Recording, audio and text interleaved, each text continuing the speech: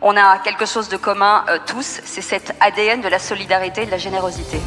Parce que les entrepreneurs ne sont pas que là pour aller gagner des profits. Une vie sans engagement est une vie fade. Qu'est-ce qu'on risque ? Obtenir du bonheur ? Le bien de tous et l'affaire de chacun. Vous écoutez Génération Bien Commun. Je suis Thomas Tixier et tous les 15 jours, je reçois un invité qui s'engage au service du bien commun. Ensemble, nous discutons de son parcours, de ce qui l'anime au quotidien et de ses actions concrètes en faveur de la société. Rejoignez-nous dans ce podcast pour découvrir des échanges sans tabou avec ceux qui osent s'engager.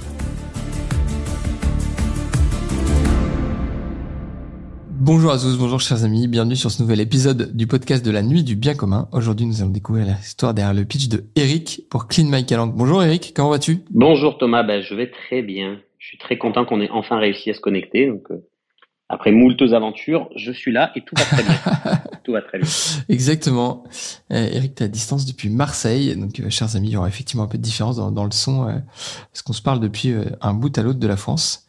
Je veux dire, la capitale est la vraie.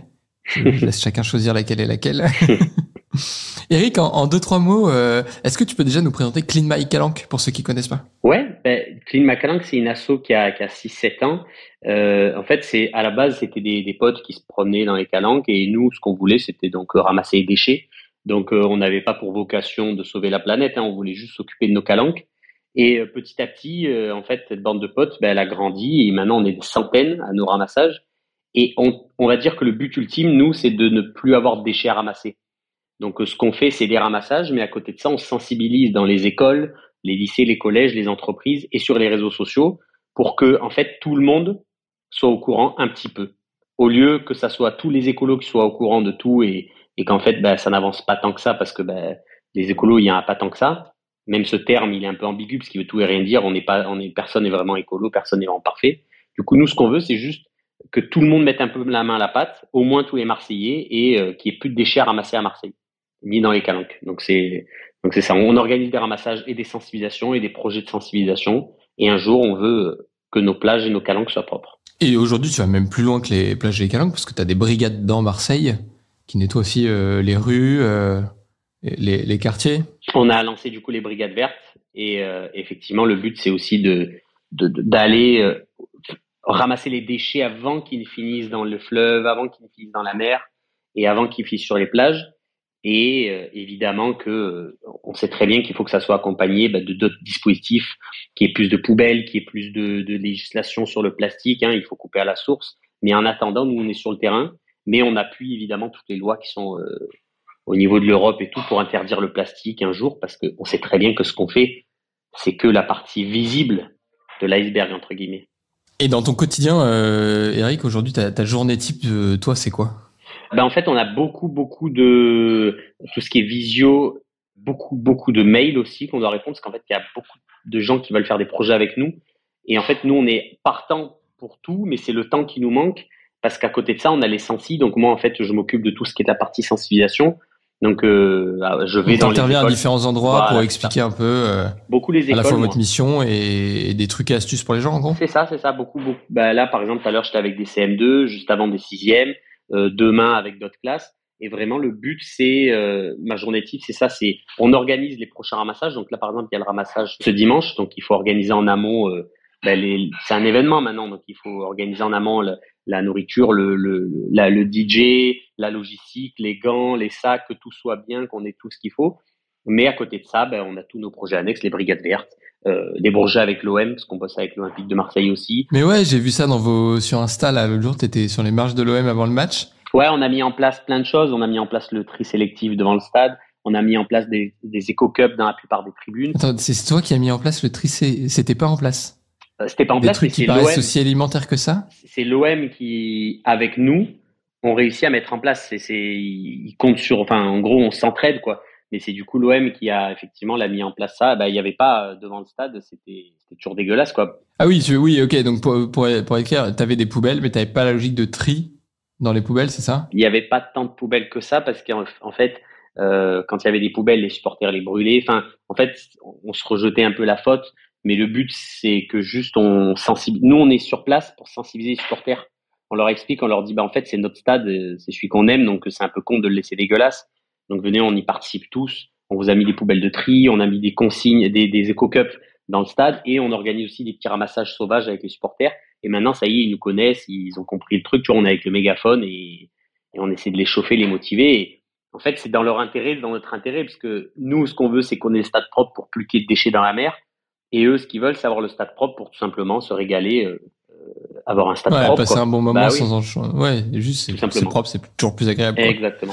Il y a un truc qui me fascine toujours dans ton aventure, Eric, et qui me fascinait déjà à Marseille quand tu m'avais présenté ton pitch, c'est qu'en fait, t'es pas ce qu'on peut imaginer de l'écolo. C'est pas ta cause depuis 20 ans, et ton enjeu, comme tu disais, c'était pas tant de sauver la planète. En fait, c'est que ce soit propre, quoi. C'est d'être fier. Moi, j'aimais beaucoup ta phrase, je vais être fier de ma ville. Ouais, fier de ma ville pour les bonnes raisons, tu vois. En fait, moi, avant, j'étais à l'armée, donc c'est, je crois, l'industrie la plus polluante qui existe, je pense, en plus, avec la viande et le textile. Donc, tu vois, le but, c'est de faire la morale à personne. Et surtout, tu sais, les adultes, on est très mal placés pour faire la morale à qui que ce soit, surtout aux enfants, vu l'état pourri de la planète qu'on leur a laissé. Du coup, moi, quand j'arrive en classe, la première chose que je dis aux enfants, je leur dis, je suis désolé. On a fait n'importe quoi et je vais essayer juste de faire en sorte que vous soyez mieux que nous. En fait, tu vois, on n'est pas là en train d'aller sur notre cheval comme des héros en disant on va sauver la planète. Non, on va rien sauver du tout. On va déjà s'occuper de notre ville parce que voilà, comme on dit, on est fier de l'OM, on est fier de Marseille, on aime notre ville, mais elle est dégueulasse. Et aussi dire qu'on va sauver notre ville plutôt que sauver la planète, ça permet d'avoir des objectifs un peu plus réalisables. Parce qu'à longueur de journée, quand tu dis qu'il faut sauver la planète, du concret, un gosse, il a 10 ans, il va dire mais je peux faire quoi moi? J'ai 3 cartes Pokémon et je joue à Call of Duty. Enfin, tu sauves comment la planète? Tu vois, c'est énorme. Alors que d'un coup, tu lui dis non, mais en fait, c'est juste ton école, ta rue, ton quartier. Il va faire ça, je peux le faire. Tu vois? Ouais, exactement. C'est le côté range ta chambre, fais ton lit le matin. Déjà, en fait, si c'est propre chez toi. C'est ça. Tu verras une bouteille de plastique traîner, tu vas la ramasser, tu vas mettre à la poubelle. En fait, déjà, t'es écolo. Déjà, tu fais un geste pour la planète. Notre discours, il est pas du tout visé pour les écolos parce qu'ils savent déjà tout ça. Nous, ce qu'on veut, c'est que tous les citoyens savent un peu et fassent un peu. Ouais, en fait, pour moi, c'est même pas de l'écologie. Non, c'est de l'éducation au bon sens. Ouais, c'est du civisme. Ouais. Mais bon, voilà, c'est très important de ne pas arriver comme si tu allais leur faire la morale parce qu'ils vont juste dire, mais les gars, regardez par la fenêtre, vous avez fait n'importe quoi, les adultes. Donc, tu vois, c'est très important d'un peu se rabaisser, d'être un peu humble et dire, écoutez, on n'a pas du tout géré, mais on va essayer de réparer nos erreurs et ensemble, on va vous offrir une plage un peu plus propre, pas plus que ça.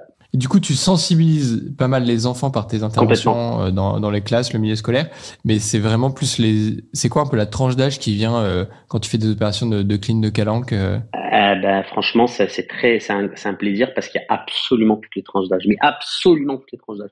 Ah ouais, non. Et j'allais dire toutes les cases sociales un peu. Ouais. Et c'est parce qu'en fait, toutes les écoles où je vais, ils viennent souvent à nos ramassages avec la famille le week-end. Et vraiment, excellent. Tout. C'est hallucinant parce qu'à chaque fois, on fait des ramassages. Des fois, on est 300, 400. Et quand on demande pour qui c'est la première fois, il y a le 3/4 qui lève la main à chaque fois. Donc, en fait, on a énormément de brassage. Et c'est ça qu'on veut. Parce qu'une fois qu'il y en a un qui est sensibilisé, on passe au suivant et au suivant et au suivant, tu vois. C'est juste, ce terme écolo, il est mal utilisé. C'est parce que ça crée une barrière entre les soi-disant bons citoyens écolos et les autres. Alors que non, on est juste citoyens. On s'occupe de notre ville et c'est tout. Et on fait des efforts et basta. Et évidemment, après, avec les adultes, tu peux aller plus loin dans le discours en parlant de production, de consommation, d'achat et tout. Mais à des enfants, ça, c'est quand même un peu plus simple. Mais il faut le faire parce que personne l'a fait et surtout, ils vont vivre l'exemple pourri parce que je leur pose 2 questions. Je leur dis, qui a déjà vu des déchets dans la nature? Ils lèvent tous la main. Et qui a déjà vu 100% de réponse. Qui a déjà vu un adulte jeté là par terre? 100%, ils lèvent la main. Et moi, j'ai des témoignages après. Là, par exemple, l'école où j'étais, je leur demande aussi d'écrire des témoignages. Et il y en a une qui m'a dit, je passais dans la rue et une dame, elle a jeté son mégot et qui a atterri sur ma sœur, quoi. Tu vois, donc c'est ça qu'on leur montre aux enfants. Donc c'est de la merde. Donc c'est pas nous qui allons venir leur apprendre quoi que ce soit. On dit, écoute, on va vous montrer l'exemple et on va faire au mieux. Donc voilà. Comment ça t'est venu cette dimension écolo? Tu me disais, t'étais dans l'armée avant. Toi, t'as toujours été un peu éduqué et sensibilisé à ça, ou c'est vraiment le côté, choc de voir aussi l'état des calanques, l'état de Marseille? Non, j'ai toujours été un peu sensibilisé à ça, mais pas plus que n'importe quel citoyen lambda. C'est surtout que, en fait, comme j'ai une énorme sensibilité avec la nature, les animaux et tout, vu que je suis vegan à côté, du coup, c'était naturellement que je me suis intéressé à ce qui défonçait la nature Et après, je me suis rendu compte que c'était ça, hein. Quand j'allais faire tous mes footings dans les calanques pour m'entraîner à l'armée, je me rendais compte qu'il y en avait partout. Et en fait, quand tu te rends compte qu'il y en a partout, tu te rends compte que c'est pas spécialement une personne qui se promenait qui a jeté le déchet, mais c'est une personne en ville qui a jeté et avec le vent et la pluie qui allait dans les calanques, etc., etc. Et en fait, c'est là où tu te rends compte de tout ce qu'il y a derrière.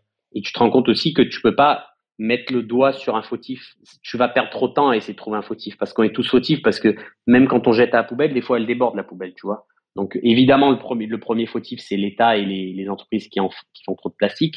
Mais en soi, on va perdre trop de temps à dire c'est le touriste, c'est le Marseillais, c'est lui, c'est l'an, mais c'est mon voisin. Donc nous, on perd pas de temps, on dit écoutez, on est tous des merdes et on essaie de faire au mieux et basta quoi. Qu'est-ce que t'en fais quand tu collectes 300 déchets, avec 300 personnes, du coup j'imagine des kilos astronomiques? Ouais, ben on les trie, on les recycle et certains on les revalorise avec des entreprises partenaires. Mais tout est trié, tout est emmené avec Veolia dans les centres de tri et tout. Donc c'est des gros camions à la sortie qui... Ouais, ils viennent au début du ramassage et ils mettent toutes les poubelles et nous on trie, on fait le verre, le carton, le plastique, les canettes et après eux ils emmènent et ils s'occupent de ça. Et après on revalorise les mégots et certains types de plastique à des assos partenaires qui en font des bijoux, qui en font de l'énergie, tout ça.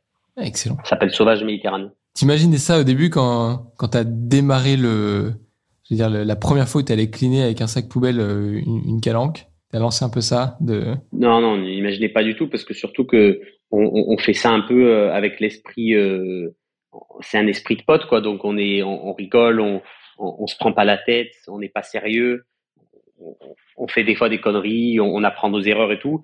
Et du coup on se disait peut-être que les gens ce qu'il leur faut c'est un truc carré, c'est un truc très.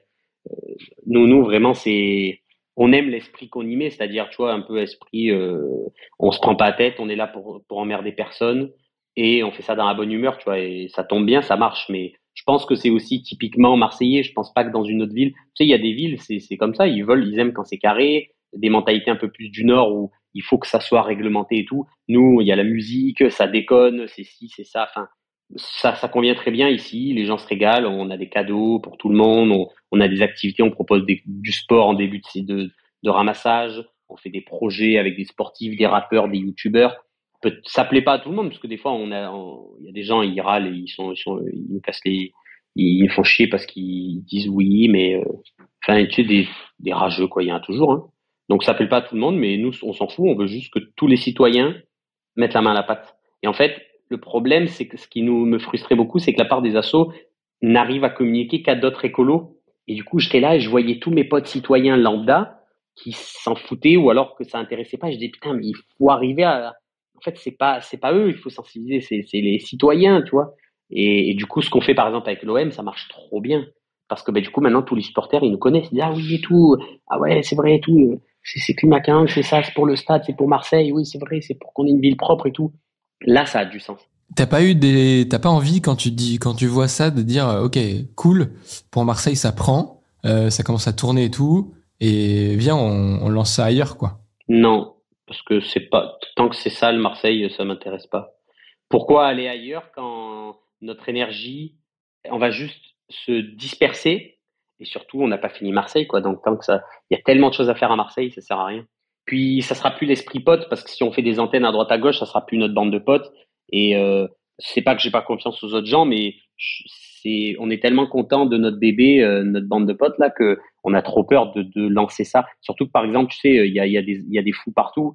Il y a beaucoup par exemple, de femmes qui se font harceler au boulot, dans les associations, ça existe beaucoup. Et nous, on est très très à cheval là-dessus. Par exemple, on contrôle énormément sur Marseille. C'est-à-dire que s'il y a ne serait-ce qu'un seul de nos bénévoles qui fait ne serait-ce que du harcèlement ou quoi, ça dégage direct et voilà. Alors que si on est sur une autre ville, on aura moins de contrôle là-dessus. On sait jamais, peut-être qu'il y a des fous. Enfin. Il y a un truc que je trouve fort dans ce que tu dis là, c'est aussi le côté concret quoi. Ce qui intéresse, comme tu le disais au début, c'est pas tant d'aller sauver la planète que de dire en fait il faut qu'on nettoie Marseille. En fait, si chacun fait ça chez lui, en fait ça marche. Par contre, si tu dis viens on nettoie Marseille, viens maintenant on va faire Nantes, Lyon, Strasbourg, Montpellier, Lille, en fait tu dis une espèce de grosse boîte, mais t'embarques plus les gens avec la simplicité du cœur, du local, je nettoie ma ville pour moi, finalement. Avant même de la faire pour quelqu'un d'autre. En fait, c'est ça que je trouve ça dommage, parce que par exemple, avant, il y a toujours eu des assos qui nettoyaient. Avant, il y avait même Greenpeace, Surfrider et tout, qui avaient des antennes sur Marseille. Mais le problème, c'est que déjà, ça prenait pas trop parce que c'est pas des locaux. Et aussi, je trouve que c'est dommage. C'est pas à d'autres gens de venir nettoyer notre ville. C'est plutôt à nous, Marseillais, de la nettoyer, tu vois. Même si ils sont trop forts tous à monter des enseignes partout parce qu'ils se gavent, c'est-à-dire qu'ils ont du temps et qu'ils peuvent le faire. Mais du coup, ça nous donne quoi comme image aux gens qui sont dans la ville? C'est putain, on n'est même pas capable de le faire nous. C'est d'autres gens, d'autres villes qui viennent et qui nettoient. Du coup, c'est dommage. Il faudrait que c'est limite la honte pour nous. Donc, tu vois, là, c'est une fierté de se dire on est Marseillais et on prend soin de notre propre ville. Évidemment, si les gens veulent venir nous aider à nettoyer, avec grand plaisir. Tu sais, c'est pas une compète, hein. C'est pas nos déchets, hein. Ouais, puis de toute façon, il y a du boulot pour tout le monde. Mais large, mais c'est pas nos déchets. Si, ce que je veux, c'est qu'il n'y ait plus de déchets parce que il y a énormément de. En fait, j'étais naïf quand je suis arrivé dans ce milieu-là. Je pensais pas qu'il y avait de la concurrence, mais oui, il y a de la concurrence. Il y a il y a du fric, il y a des subventions. Tu veux dire, il y a la concurrence dans ramasser les déchets parce que partout. Dans le monde associatif, il y a la concurrence parce qu'il y a des subventions à droite à gauche, parce qu'il y a la guerre d'ego. On va être plus connu et tout. Et moi, j'étais là, j'étais naïf. Je me dis, mais non, il y a quand même pas ce genre de bail dans le milieu associatif. Bah, si, il y a un partout.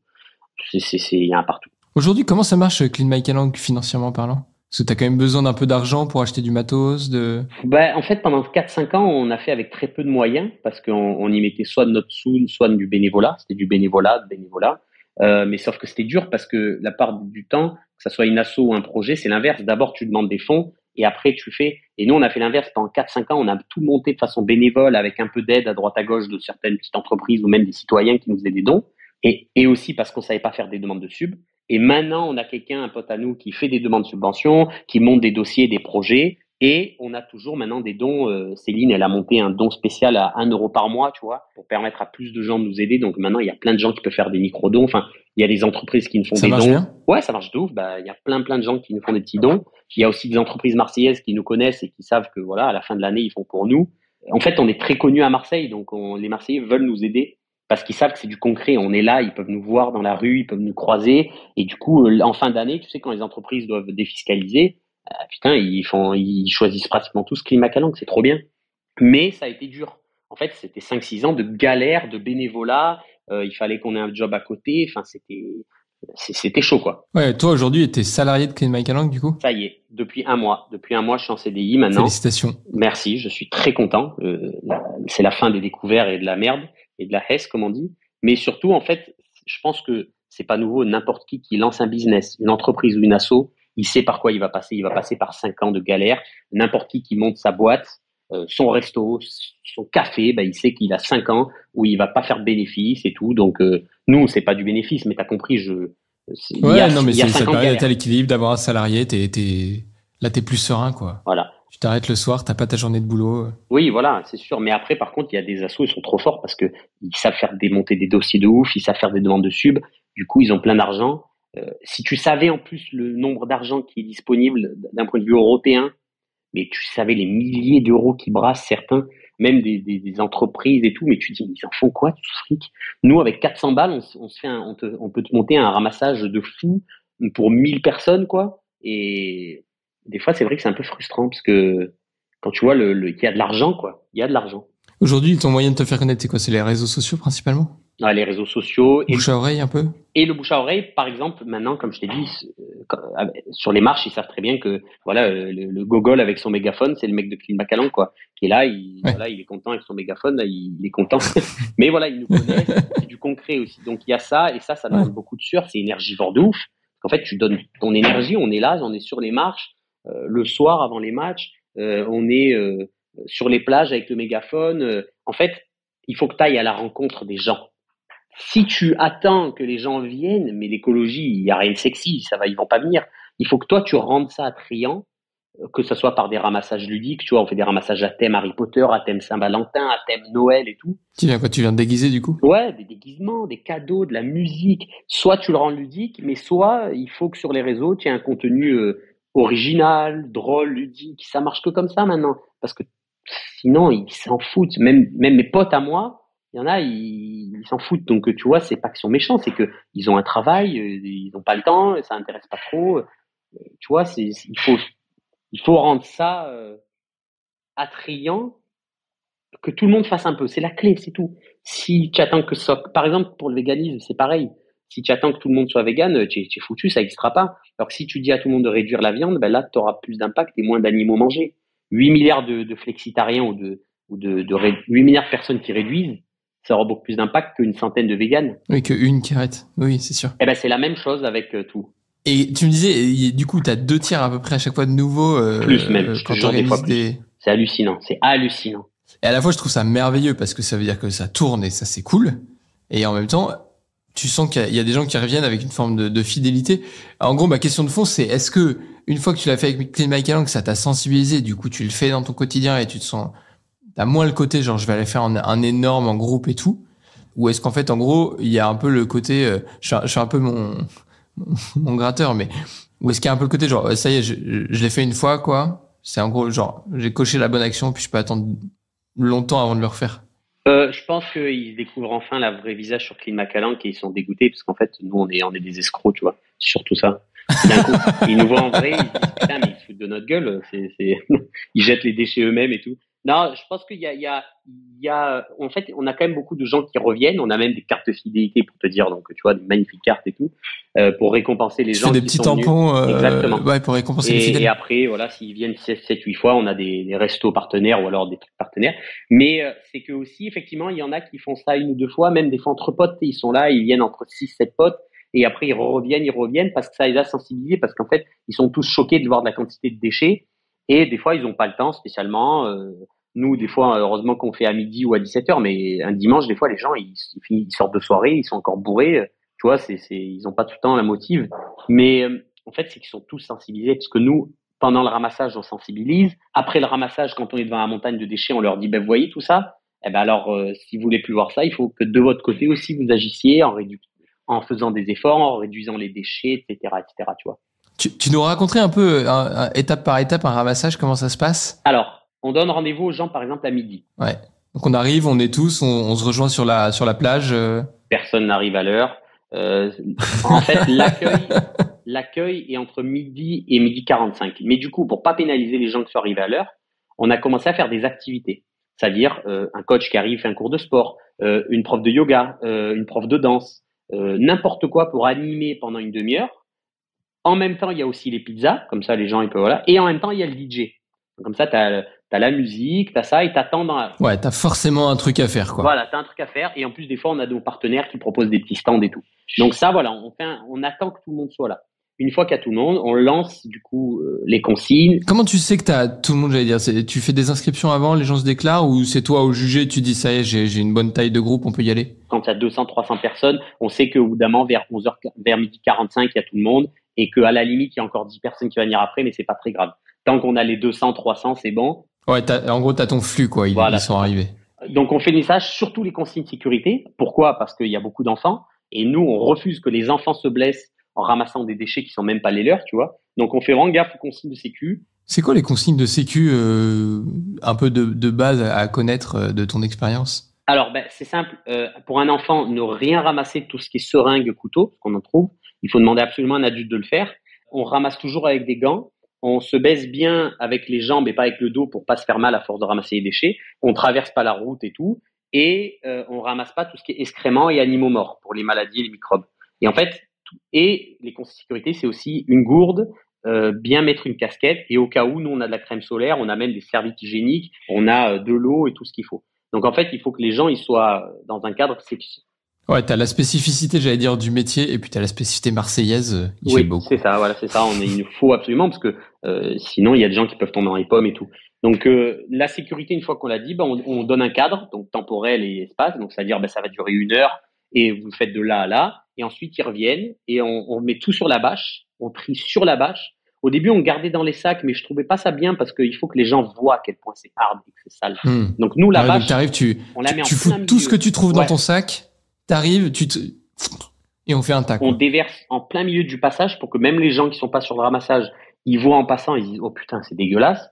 Parce que comme ça, tu sensibilises les passants en même temps. Et ensuite, on fait le tri. C'est hyper logique. Marie Kondo, tu sais, celle qui fait du rangement, qui dit que pour réaliser la quantité de sable que t'as chez toi, le premier truc, c'est que tu prends toutes tes sables de la cave au grenier. Ouais. Tu fais une pile sur ton lit. Juste, tu regardes la hauteur de la pile et tu te dis, est-ce que vraiment j'ai besoin d'autant de sable? C'est pareil pour les déchets. tout le temps, la réaction des gens, c'est je m'attendais pas à ce que ce soit aussi sale. À chaque fois qu'ils viennent, ils disent mais en fait, il y a un déchet là, un déchet là, un déchet là. Donc tu dis ça va, mais en fait, quand tu rassembles, c'est une horreur. Pareil pour les mégots, etc. Donc vraiment, il faut que les gens se rendent compte. Il faut arrêter de ramasser, cacher en s'excusant. Non, tu viens devant et tu dis hop, regarde ça. Et au moins, ça sensibilisera. Comme ça, tu sensibilises les passants en bonus, tu vois. Et une fois que ça c'est fait, on fait l'élection du déchet original, parce qu'on a toujours des déchets originaux et qu'on récompense avec des cadeaux. Ça peut être des couteaux, des trucs drôles, des trucs marrants, des trucs glauques, des sextoys, enfin on trouve de tout, tu vois. Et une fois que ça c'est fait, on prend une photo tous ensemble et après voilà, on range et le DJ il fait encore 5-10 minutes et basta. Quand tu dis donc quand tu tries, c'est là où tu vas trouver du coup le déchet original. Ouais. Et donc là, ouais, tout le monde autour de la bâche. T'as des consignes, les mégots ça va là, les canettes ça va là. On explique aux gens le tri, surtout aux enfants et tout. Et après, on prend une photo tous ensemble, on met tout dans les poubelles et voilà. Donc là, t'en fais une dimanche. Ouais. Et ça marche d'ailleurs. Il pleut pas. Quand il pleut, le froid et tout, ça décourage pas les gens. Nous, il fait pas froid. Par contre, je vais quand même regarder la météo. Mais effectivement, quand il pleut, ça marche pas parce que les gens viennent pas et c'est horrible un ramassage sous la pluie. On est vraiment 30 au lieu de 200. Le froid, ça va, ça gêne pas parce qu'il fait pas trop froid. À midi, il suffit qu'il y ait du soleil. Et à Marseille, il fait pas froid. Et du coup, là, quand t'as 200 personnes, à peu près, c'est quoi là? T'as une idée à peu près du nombre de kilos de ce que ça représente, ce que vous ramassez? Ça dépend. Ben, en fait, oui, parce qu'on pèse tout. Même Veolia pèse et tout. Donc, ça dépendra à chaque fois du lieu. On est entre 200, 300, 400, 500, 600 kilos. Ça dépend. Ah ouais. C'est énorme. Mais surtout que c'est du kilo de plastique. Donc, quand tu vois les photos, tu te dis, waouh, putain, les montagnes, quoi. Oui, c'est bien plus impressionnant à voir, en fait, qu'à peser. Et bien sûr, parce que le plastique, c'est très léger. Ah ouais, quand même. Et en 1 heure, en gros, t'arrives à traiter 500 kilos de déchets, quoi. Ouais, on fait pas plus d'1 heure parce que c'est très énergivore. C'est quand même impressionnant, l'efficacité, en vrai, le ratio derrière. Tu comptes le nombre d'heures que vous avez fait depuis le début de Clean My Calanque? Non. Non. À la louche, t'as ressenti? Ben, on sait, sur notre site, il y a tout qui est recensé, le nombre de ramassages et tout. Donc, si on calcule, je crois qu'on est à plus de 130 ramassages. Nous, sachant qu'on reste pas 1 heure parce que nous, on reste 4 heures, parce qu'en fait, il y a le avant et après, tu fais 4 fois 130, enfin, c'est des heures, on compte plus les heures, quoi. C'est fort. Tu réalises, Il faut faire des actions. En fait, les gens n'ont plus le temps maintenant. C'est dommage, mais que ça soit sur les réseaux sociaux ou quoi, il faut que tout soit rapide, tu vois. C'est du fast-food. Sur les réseaux sociaux, il faut que ce soit rapide. Dès qu'une vidéo, elle met ne serait-ce que 10 secondes à démarrer, les gens, ils regardent même pas. Dès qu'une vidéo, elle dure 1 minute, les gens regardent pas. C'est horrible, hein, mais il faut s'adapter avec son temps. Efficace, cut. Efficace. T'as plus le temps. On le voit dès qu'on fait une vidéo qui est un peu commence à part si d'un coup, évidemment, tu fais une vidéo avec frère Mbappé ou n'importe qui. Là, oui, ils vont regarder. Mais si tu fais une vidéo lambda et que ça dure 1 minute et que ça met 10 secondes à démarrer, allez, c'est bon, tu as perdu 3/4 des gens. Et c'est pareil pour les événements. Il faut que ce soit rapide, ludique. On s'adapte, hein, c'est pas grave. Hein, c'est pas tout le monde a envie de mettre 6 heures par jour dans le truc. 1 heure, on te propose 1 heure, 1 heure et demie. Ouais, c'est ça. Puis je trouve qu'en termes de sensibilisation, c'est pas mal parce que je trouve souvent que la dimension complexe dans l'écologie, c'est tu dois passer de X, enfin de peu à beaucoup. Ouais. Et en fait, c'est inenvisageable. Enfin, faut être un peu stratos, mais imaginons que tu tries pas du tout tes poubelles, tu dois trier avec 4 bacs différents pour être parfait. Déjà, commence par 2 et puis après t'en mettras 3, quoi. Ben, c'est ça. À la fin, tu seras 4 et ce sera bien. On rassure les gens aussi un peu. On essaie de les rassurer en disant, en fait, les gens ne font pas les gestes parce qu'ils voient pas que c'est utile. Surtout, ça se clash même entre écolos. Ah, mais tu fais ça, mais t'as une moto. Tu fais ça, mais t'as un iPhone. Tu fais ça, mais en fait derrière ça, mais tu fais ci. On essaie de rassurer les gens en disant, mais faites un peu, c'est pas grave. Votre petit geste, il a du sens et faut pas attendre d'être parfait parce que déjà, personne ne l'est. Et en soi, on rassure les gens en disant que non, c'est pas normal que ça soit à des citoyens de le faire. De base, ça devrait être au gouvernement et au lobby de ne plus produire de plastique et de faire en sorte que, tu vois. Donc ça, faut le rappeler quand même, parce que sinon, les gens, ils ont l'impression de dire, mes frères, en fait, on est pris pour des cons. Oui, on est déjà oui, on est clairement pris pour des cons. Parce que, du coup, on ramasse des déchets, mais sauf que si tu arrêtes de les produire, c'est fini. Mais sauf que ils vont pas le faire parce que ça leur apporte des thunes, les entreprises. Donc oui, on est pris pour des cons, mais il faut que les gens prennent conscience et que faut faire quelque chose dans tous les cas. Faut faire. Mais sans la sensibilisation, ce qu'on fait, ça a aucun sens, par contre. C'est intéressant parce que je trouve que t'assumes 2 parts de discours t'es hyper franc dans ce que tu penses Complètement. et dans ce que tu dis. Ça, j'apprécie beaucoup cette qualité chez toi. Et ouais, t'assumes de dire, bah, ok, ouais, c'est la merde. Clairement, je pense pas que ce soit moi qui l'ai mise. Mais là où je peux avoir de la valeur, ça a aidé à nettoyer, quoi. Donc, en fait, je vais nettoyer et... Bah ouais. Mais encore, c'est frustrant parce que tu sais très bien que la France, on est en retard. La Marseille est en retard par rapport à la France. Tu sais très bien qu'il faudrait faire plus. Si on veut vraiment sauver, entre guillemets, la planète, hein, même si c'est pas ça, ben, c'est pas que en ne plus jetant ses déchets, c'est en faisant attention à son empreinte carbone, etc. Mais ça, on y va petit à petit. Ça, on le fait avec les adultes et tout. Mais c'est quand même frustrant, vu la situation actuelle de la planète, de se dire qu'on est encore en train d'expliquer qu'il faut pas jeter par terre. Ça, c'est vrai. Il faut quand même remettre les points sur les i. Mais bon, une fois qu'on a fait ça, ben, on passe à autre chose. Et si les gens sont au courant, ben, on leur dit, OK, tu es au courant de ça, eh ben, fais attention à ton empreinte carbone. Achète moins de viande, achète moins de vêtements, utilise plus ci, plus ça, change de banque, fais attention à acheter local. Enfin, tu vois, on a plein de... Change de banque? Tiens, c'est intéressant. Ouais, ben, pourquoi je change de banque? Ben, les banques, toutes les banques sont des banques pourries et qui utilisent tout ton argent pour subventionner des... Enfin, toutes les banques, je sais pas vraiment, mais à part quelques banques, la plupart des banques, ben, elles utilisent le moindre de tes sous pour mettre en place des projets, que ce soit des projets pétroliers, des projets de déforestation, pour tout ça, tout ça. Oui, donc c'est la question de l'investissement Exactement. de ce que les banques font avec ce que toi tu mets sur tes comptes. Toi, tu crois que t'as 100 euros, t'es content, mais en fait, ces 100 euros-là, ils les prennent et ils investissent ailleurs. Alors qu'il y a des banques comme Gringot, Helios, Crédit Coopératif qui, eux, utilisent tout pour des trucs écolos, responsables. Et du coup, ben ça, c'est beau de ramasser des déchets, mais si derrière, nos sous, ils sont utilisés pour détruire la planète et tout. Et en fait, t'as plein d'exemples. Mais en fait, t'as trop d'exemples. Du coup, les gens sont des fois perdus et ils disent, mais comment je fais? Du coup, c'est pour ça que des fois, on essaie d'aller au plus simple. Tu dis, t'as pas le temps, eh ben, mange moins de viande et achète déjà moins de vêtements. Voilà, tu seras déjà 100% écolo. Ouais, et puis ce que j'aime beaucoup aussi avec le côté de ramasser des déchets, c'est qu'il y a un côté concret, quoi. Ah, les gens, ils aiment Tu beaucoup. prends une bouteille, tu la mets à la poubelle, allez, déjà, t'as fait un bon truc, c'est parfois plus simple que de changer de banque, quoi. Ouais, beaucoup de gens nous font ce retour, ils disent on se sent utile. Alors que nous, on sait qu'au fond, putain, ça fait 14 fois qu'on va au même endroit et qu'on aimerait plus avoir le faire, mais en fait, les gens, ça les rassure. Et justement, t'en as pas marre parfois? Si, bien sûr. Y a pas des moments où tu dis, putain, franchement, j'ai encore nettoyé la même plage? Si.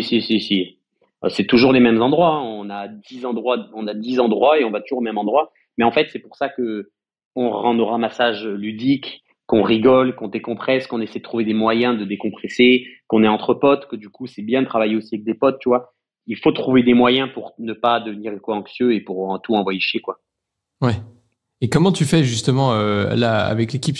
Toi, t'as les moyens pour rendre ludique, ça j'entends pour les gens, mais vous côté équipe, tu le vois bien, quoi. T'arrives, tu vas nettoyer la même plage, tu sais que t'es là à nouveau dans un mois et demi avec peut-être un autre groupe, que tu vas leur rendre le truc ludique, mais toi tu sais que tu vas être à nouveau là dans 2 mois et demi, puis dans 3 mois et demi. Comment tu gardes l'énergie dans l'équipe pour réussir à mobiliser les autres? C'est compliqué, mais c'est ça aussi. En fait, nous, on s'entraide entre nous, on est des potes, on rigole, on passe des bons moments, ça fait du bien de travailler avec ses potes. Après, il y a aussi des mauvais côtés de travailler avec ses potes, c'est que du coup, faut faire attention parce que nous, on n'a pas de hiérarchie, mais il faut faire attention parce que travailler avec ses potes, c'est toujours des fois compliqué. Mais vraiment, on le rend toujours sympa, on rigole, on décompresse beaucoup, on trouve des moyens de pas être éco-anxieux. Dès qu'il y a quelqu'un qui commence à être un peu trop éco-anxieux, on l'aide aussi à oublier ça. On fait beaucoup de sport, ça aide beaucoup. Tu peux te définir un peu ce que tu mets derrière éco-anxieux? Éco-anxieux, c'est quand évidemment c'est aussi ça. L'éco-anxiété, ça va aussi avec le trop d'informations anxieuses. C'est quand tu te rends compte que en fait tu fais ça, mais en fait tu as une montagne devant toi. Et tu te dis oh putain j'ai gravi une petite colline, mais en fait tu te rends compte que le monde part en couille, la météo part en couille, et ci et ça, et les maladies et tout. Et du coup tu te dis mais qu'est-ce que je fais? Ça a plus de sens. Et du coup des fois tu baisses les bras. Nous on a tous fait un petit moment où on a pété un plomb. Moi, ce qui m'a beaucoup aidé, c'est le sport. Je fais du sport tout le temps, du MMA. Je prends le temps maintenant. En fait, le problème quand tu as une asso ou quand tu gères ta propre entreprise ou quoi, c'est que des fois, tu comptes pas les heures. Donc, des fois, tu es à 23 heures en train de bosser. Et maintenant, on s'est dit avec nos potes, c'est bon, maintenant, 19 heures, on se calme, quoi. Enfin, parce que des fois, même en soirée, on était là en train vu que, on bosse entre nous. Des fois, en soirée, on est avec 2, 3, 4 potes de l'asso et on continue à bosser. On a fait non, stop, tu vois, il faut mettre des cadres. Ouais. Se mettre un cadre. Mais il faut surtout, des fois, un peu prendre la distance et se dire, OK, tu n'arriveras pas à sauver la planète. Il faut se rendre à l'évidence. En fait, c'est ça qui est bien avec cet objectif de sauver Marseille, c'est que c'est beaucoup moins anxiogène et beaucoup plus atteignable. et ça aide. Et justement, t'arrives à mesurer un peu cette dimension? Parce que on a parlé de ces plages sur lesquelles tu reviens, on a parlé du stade de Marseille, peut-être plus concret, parce que je pense que tu vois plus vite les faits, puis tu sensibilises plus de monde. Quand tu remplis le Vélodrome, c'est quand même un peu plus gros que les 200 ou 300 personnes qui viennent à la plage. T'arrives à mesurer un peu l'impact et te dire, OK, on progresse? Ouais, parce qu'à Marseille, on le voit rien que à notre boîte mail, le nombre de gens, d'institutions ou d'écoles qui nous contactent à droite à gauche et qui veulent lancer aussi des projets et qui ont une envie, qui ont juste besoin d'un coup de pouce ou des conseils, qui disent je veux faire ça, on en a, mais notre boîte mail c'est l'hydre de l'herbe. Genre tu réponds à un mail et t'en as deux qui apparaissent quoi. C'est vraiment un truc de fou. J'ai jamais vu ça. J'ai jamais vu ça, une boîte mail avec autant de mails. C'est un truc de fou. Et en fait là-dedans, et dis-toi que tout ça c'est que à Marseille, parce que du coup nous on est très local. Donc on le voit. Après, évidemment, il faut que derrière, tu sais très bien que la ville, elle est mal réglée parce que il y a de l'argent qui est jeté par les fenêtres ou alors mis dans les poches parce que on voit très bien que les citoyens ont envie de passer à autre chose quand même, ont envie d'avoir une ville propre et ils en ont marre. Mais derrière, c'est galère quoi, parce qu'on sait très bien qu'il y a un problème de fond. Hein. Et ce problème de fond, il va pas être réglé de sitôt parce que c'est la mafia, c'est des conneries, c'est de la merde, hein, c'est une vraie merde.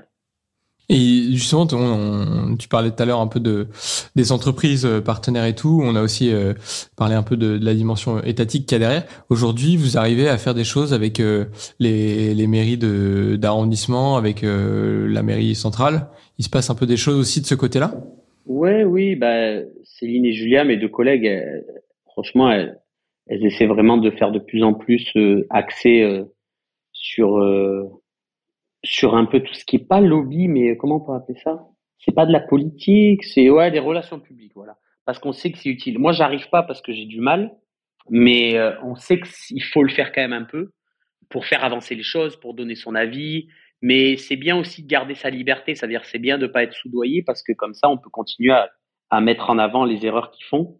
Et surtout que moi, personnellement, bon, ça, c'est Eric Acopien que je parle, je préfère qu'on reste libre et qu'on puisse continuer à dire franchement ce qu'on pense de la situation, tu vois. Oui, d'ailleurs, je me souviens à Marseille pour le bien commun, il y avait eu à la fois le côté rigolo un peu du pied de nez que t'avais fait au maire qui était en salle sur j'adore ma ville et en même temps ma ville est crade. Mais ce que j'aime aussi derrière, c'est que tu te contentes pas de poser le constat en fait. Tu te bouges pour que ça change. Donc ça rend aussi ton constat avec tout ce que t'as en termes de personnages, d'être cash, de parler direct, franc, en mode cash de MMA quoi. Si tu m'autorises la comparaison. Mais derrière t'es dans la cage quoi et tu te bouges, tu cherches des solutions, tu veux que ça change et t'es ouvert au dialogue. T'es obligé, ouais. T'es obligé de montrer au moins l'exemple, ne serait-ce que pour les enfants. Si tu leur dis il faut nettoyer, il faut faire attention, il faut que derrière tu leur dises regardez, nous on a commencé, regardez, nous on vous a nettoyé les plages, on vous montre l'exemple, on nettoie un peu les erreurs. Mais tu es obligé dans tous les cas, parce que déjà, il faut des images, il faut du concret. Sinon, les gens, ils disent, c'est juste des râleurs, quoi. Et derrière, on se sert en plus de toutes ces images pour alimenter les réseaux sociaux. Il faut que ça se propage, tu vois. Il faut que le message se propage. Donc, tu es obligé dans tous les cas de bien communiquer. Tu es obligé d'agir parce que sinon, tu passes juste pour un râleur, quoi. C'est quoi ta plus grande fierté avec Clean My Calanque aujourd'hui? Plus grande fierté, c'est de bosser quand même dans quelque chose qui a du sens. Et la plus grande fierté, c'est que je dirais, on est extrêmement sollicité par les Marseillais. On n'a pas besoin. En fait, ce que je trouve ça fou, c'est qu'on n'a pas besoin nous de faire du démarchage, que ce soit pour les sensibles entreprises, tout. On est énormément contactés. Et ça veut dire que du coup, les gens nous font confiance, ils nous connaissent. Et en fait, ce dont je suis fier, c'est que Clean My Calanque est connu des citoyens, pas des assos écolos. Enfin, en fait, ça m'intéresse pas que ça soit connu des autres assos, du milieu associatif et tout. Moi, ce que je voulais absolument depuis le début, c'était montrer qu'on n'est pas là pour faire la morale, qu'on n'engueule pas les gens, qu'on a un discours ouvert et qu'on soit connu de tous les citoyens pour que ça avance. Et c'est le cas. Chaque fois, les gens disent on adore votre façon de faire, vous n'êtes pas du tout prise de tête. Et en plus de ça, on connaît, on vous a vu, votre com, elle marche, etc. Parce que on a plein d'idées tout le temps en équipe, on est toujours là en train de chercher des nouvelles idées d'original, passer le message. Et là, j'en suis vraiment fier quand d'un coup, on est au stade et qu'ils nous reconnaissent tous. Ah, Clean My Calanque, on adore ce qu'on fait. Et toi, ouais, continuez. Et moi, je leur dis, continuez, mais avec vous. C'est pas nous, hein, c'est avec vous, tu vois. continuez. Et des fois, je leur dis non, j'ai pas envie de continuer, tu vois. Non, je veux plus Non, avancer. en fait, moi, j'ai envie de m'arrêter, Voilà. les gars. Et là, ils rigolent et ils disent ok, d'accord, ok, je comprends. Et parce que c'est ça, en fait, c'est ce petit truc on n'est pas là pour être les bons samaritains ou les sauveurs du monde. On veut que toi, tu prennes conscience. Par exemple, quand on fait les ramassages autour du stade avec les supporters, on ne ramasse pas un déchet, on a juste les sacs ouverts. Et moi, avec le mégaphone, j'incite les supporters à ramasser leurs propres déchets. Et ça fait la différence. Ouais, donc toi, ton équipe de bénévoles, elle porte le sac. C'est ça. Et ça fait toute la diff, parce que si c'est nous qui ramassons au pied des supporters, ils vont dire ils sont trop cool, c'est des bons samaritains. Est-ce qu'on serait pas juste les esclaves de service? Et ça, est-ce que ça fera avancer les choses? Non. Alors que si la personne, elle s'est baissée et son déchet l'a mis à la poubelle, là, il y a quelque chose qui se met, les graines se plantent. Ouais, qui se met en place. Exact. Et effectivement, avec les enfants, ça grandit plus vite, parce que les enfants sont beaucoup plus malléables et c'est trop bien. Et les adultes, c'est plus compliqué. Mais ça marche. Et on le voit du concret quand on est dans la rue, quand on est ici, ça, clic macalan. Et tant mieux, c'est tout ce qu'on voulait. Il y a des gens que ça énerve de vous voir faire ça? T'as déjà eu des réactions un peu virulentes? Non, il y en a qui disent, mais est-ce que du coup, ça fait pas l'effet inverse, parce que du coup, la ville et tout, et les institutions, la métropole, tout ça, ils sont bien contents qu'il y ait des gens qui ramassent et tout. Ouais, ils se bougent pas parce que tu ramasses, ouais. Mais c'est un peu de l'homéostasie, quoi. À la fin, tu bouges pas et tu fais voilà, bien sûr. Mais en fait, c'est rare sur les réseaux sociaux, oui, mais en face, les gens, ils ont beaucoup moins en fait, sur les réseaux sociaux, ils se permettent, donc moi, je les envoie chier, je les insulte et tout. Mais en fait, en face, les gens n'osent pas parler comme ce qui part sur les réseaux sociaux. Donc oui, sur les réseaux sociaux, on a souvent des rageux, des critiques ou quoi. Mais du coup, moi, je les envoie chier et puis ils disent mais vous pouvez pas nous parler comme ça, vous êtes une asso. Et du coup, je leur dis ta race, c'est toi qui viens me parler comme ça. Relis ton premier message, c'est toi qui m'as insulté et qui m'a mal parlé. Donc déjà, dis bonjour et bouge de là. Et après, du coup, ça y est, ils parlent plus, ils s'en vont. En fait, on n'hésite vraiment pas à dire, les gars, barrez-vous, genre vraiment, cassez-vous. Si vous voulez, peut-être pas content, cassez-vous. Et après, du coup, ils disent OK, et après, ils s'en vont. Et il faut pas hésiter, parce que du coup, sur les réseaux sociaux, les gens peuvent être très méchants. Et des fois, juste quand tu réponds, ils disent OK, désolé et tout, désolé, non, on pensait pas. Donc, sur les réseaux, oui, mais je pense que c'est tout le monde pareil. Sur les réseaux sociaux, les gens se permettent beaucoup de choses. Et voilà. Il faut pas se laisser faire. Hein.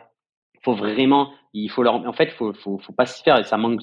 Les gens manquent énormément de gifles dans leur gueule des fois, parce que ils se permettent de parler très mal, de harceler des gens, de rendre fou des gens. Enfin, alors que dans la vraie vie, tu aimerais juste lui mettre une grosse gifle pour le remettre à sa place en mode mais on t'a pas appris à bien parler aux gens, à pas harceler les gens, à dire bonjour, à pas insulter, à pas donner ton avis sur tout sans faire des recherches. Des fois, ils disent et vous faites et ça vous le faites. Tiens, regarde, lis le post en question, tu vois, et tu au lieu d'ouvrir ta bouche là. Enfin, en fait les gens ils prennent pas le temps et d'oser être aussi virulent. Faut pas attendre du respect de notre part. Si tu te permets d'être aussi virulent, insultant, mal poli, sans prendre la peine ne serait-ce que lire le post qui explique tout. Par exemple, il y a un mec, il a inventé un truc trop bien. Là, on l'a mis en question, il nous a contacté parce qu'il a inventé un cendrier qui se glisse sous le paquet de clopes. C'est incroyable. Son invention, elle a fait le tour des réseaux, elle était trop stylée. On a mis une vidéo, on a expliqué. Et en fait, c'est fait en plastique recyclé à partir du plastique de l'industrie de l'automobile. Et du coup, il y en a qui fait mais encore du plastique, est-ce que c'est la solution? On dit mais lis le post, lis, prends conscience. Et si tu n'es pas content, casse-toi, putain, mais casse-toi. Genre, c'est fou comment les gens ils te suivent pas, mais ils préfèrent te rabaisser au lieu d'envoyer un message positif. Mais dis rien en fait, dis rien, c'est le mieux. Mais il faut pas hésiter à le faire. Ouais, c'est ça. Donc ça, tu sens que ça pèse et c'est lourd sur les réseaux. Oui, les réseaux, mais c'est tout le monde. Et en vrai, on a tellement beaucoup plus de soutien. Mais moi, je suis principe qu'il faut pas les laisser faire et rien dire parce que sinon, ils vont continuer à le faire. Donc, il faut vraiment les envoyer chier. Je comprends ta position. Il faut les envoyer chier, il faut les insulter. Pas non plus trop, mais il faut leur dire, mais casse-toi de là. Genre vraiment, casse-toi de là. C'est important. Non, mes chers amis, vous aurez vu le franc-parler d'Eric. Et comment tu fais justement pour, de l'autre côté, fidéliser des entreprises?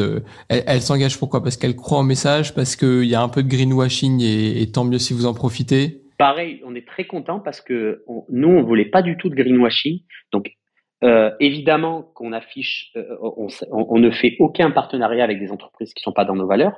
Mais par contre, si par exemple juste une entreprise, je sais pas moi, j'en sais rien, une entreprise d'avocats, ils veulent faire un ramassage avec nous, juste on leur dit il y a pas de souci, mais on vous affichera pas du tout, on dira pas qui vous êtes, on ferait pas de com sur nous, on dira juste c'est une entreprise qui vient faire un ramassage avec nous parce que ça reste quand même des citoyens avant tout et qui ont juste envie de prendre part, mais on n'est pas là pour dire on a fait ça avec tel cabinet, on a fait ça avec tel ci. Non, mais je leur ai dit et je suis très content parce que du coup ça reste ça, c'est On ne veut pas être une vitrine pour eux. Et ça prend bien cet aspect-là, justement? Ben écoute, s'ils sont pas contents, ils viennent pas. Mais pour l'instant, on fait des ramassages d'entreprises tous les mois avec des entreprises. On n'a jamais affiché ne serait-ce qu'un nom. On dit on est avec des entreprises, n'hésitez pas parce que ça reste quand même des êtres humains. Ils y sont pour rien. Ouais, et puis ça permet aussi de valoriser l'action de boîtes, du fait que l'engagement citoyen, il est parfois avec des assos, avec des boîtes, avec des particuliers. Si tu bosses dans une boîte qui est peut-être pas, t'as peut-être pas le choix. Hein. Évidemment, faut arrêter de critiquer tout et rien. La personne qui bosse, je sais pas moi, à Leclerc ou à Carrefour, ça reste quand même un citoyen lambda qui a envie aussi de participer. Écoute, si sa boîte c'est pas la plus écolo, eh ben il a envie de faire sa part. Il faut pas non plus dès que une entreprise ou dès que par exemple, nous on a fait des vidéos avec beaucoup de youtubeurs, d'acteurs, rappeurs et tout, ils sont pas écolos, mais eux ils ont envie aussi de mettre leur influence peut-être au service. Mais dès qu'ils font le moindre truc, ils nous l'ont dit, parce qu'on a fait des trucs avec des gros youtubeurs, ils nous ont dit, mais dès qu'on fait le moindre truc, on se fait défoncer. Dès qu'on fait le moindre, il faut faire attention, ouais, mais tu fais ci, ouais, mais ça, ce qui est en soi vrai, mais c'est dommage parce qu'ils ne veulent maintenant plus rien faire. Par exemple, les footballeurs et sportifs qui ne veulent plus rien faire de ce niveau-là, c'est parce que dès qu'ils font le moindre truc, ils se font défoncer. Je les comprends, je comprends aussi peut-être les gens qui disent, c'est un peu hypocrite, mais sauf qu'ils ont un pouvoir d'influence énorme, ne serait-ce que sur les enfants. Donc laissez-leur un peu peut-être faire un peu. Évidemment, faire attention à ceux qui font du greenwashing, qui commencent à dire qu'ils sont parfaits, eux, évidemment. Mais il y en a, ils sont à peine en train d'essayer de mettre en avant des belles choses qui se font, alors, c'est même plus du cyberharcèlement, là, c'est horrible. Et du coup, dire, mais c'est dommage, parce que si, dès qu'un citoyen lambda fait un pas, et toi, tu viens pour lui mettre des bâtons dans les roues et dire, allez, t'es pas parfait, donc tu peux rien dire, eh ben, plus personne dit rien, parce que personne n'est parfait. Ça n'existe pas. On est en train de parler avec avec quoi? Avec un iPhone, un ordinateur et tout. Est-ce que c'est parfait? Non, mais du coup, ça, tu vois, on tend à la perfection. Ouais, mais l'objectif, c'est de sensibiliser aussi, c'est une cause importante aujourd'hui.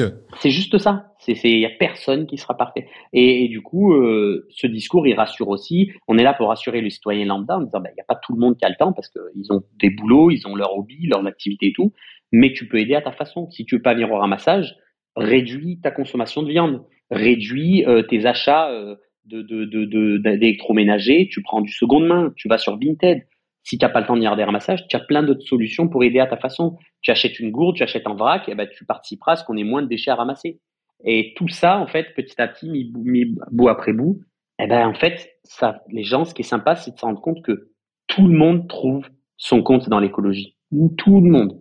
T'aurais un petit conseil là, je vais faire mes courses demain, là je fais mon panier pour la semaine, allez, 2 trucs que je peux sortir du panier classique et que je peux remplacer par des trucs plus écolos, plus simples pour la planète. Tu parlais du vrac par exemple tout à l'heure. En vrai, on n'a rien inventé, hein. Tu sais, les anciens ils venaient avec leur caddie et leurs bocaux, hein. Les écolos n'ont rien inventé, c'est juste de revenir un peu aussi à des réflexes qu'on avait avant le plastique, avec ses propres cabas, ses propres sacs, ses propres contenants. Et ben rien que ça, tu viens avec en plus c'est moins cher. En fait, même pensez à votre portefeuille. Tu viens, tu achètes un savon de Marseille, au lieu d'acheter ta lessive à 10 €, 20 €, tu prends un savon de Marseille, du bicarbonate de soude, et chez toi, tu mets juste de l'eau chaude dedans, et voilà, t'as ta lessive à 50 centimes. Tu vois, c'est ça, au lieu d'acheter ta lessive dans un énorme truc en plastique, tu achètes savon et bicarbonate, et tu peux déjà faire la moitié qu'est-ce que je dis la moitié?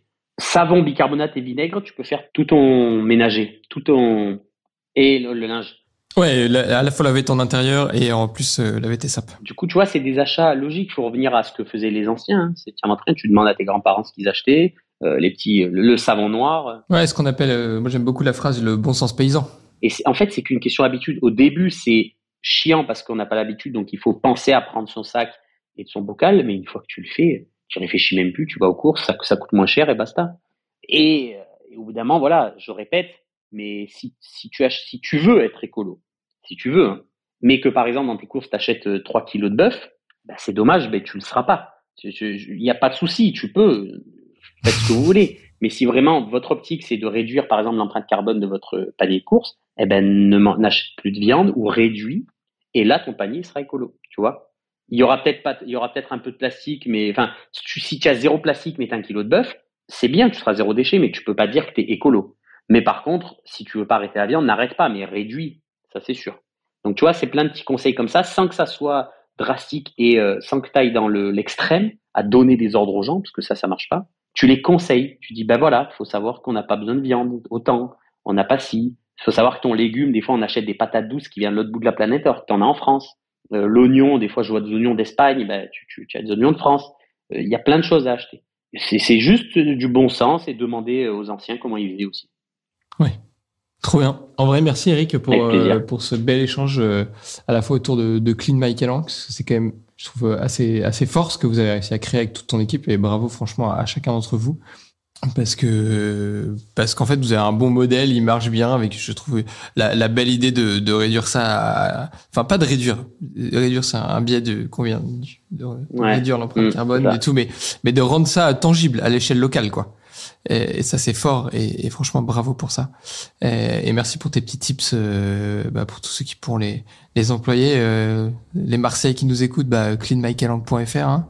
Go, allez faire du ramassage et les autres, créer le Clean My Calanque local.